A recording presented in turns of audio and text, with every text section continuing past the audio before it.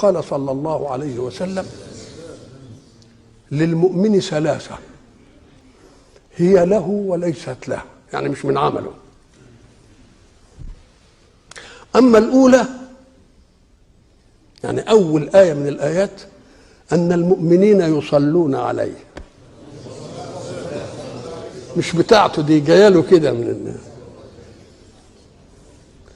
وأما الثانية فلأن الله جعل له ثلث ماله يوصي به، ما يسيبوش للورثة، يعني جعل له، مع ان كان المنطق ان تستفدت بمالك حي، فاذا ما انتهيت يبقى مالكش حاجه، يبقى المال اللي يروح لمين؟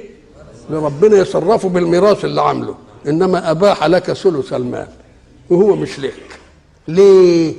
لتكفر به عن سيئاتك وتطهر بها ذنوبك. وايه الثالثه يا سيدنا بقى اللي هي وان الله ستر مساويك عن خلقه، ولو فضحك بها لنبذك اهلك واحبابك واقربوك.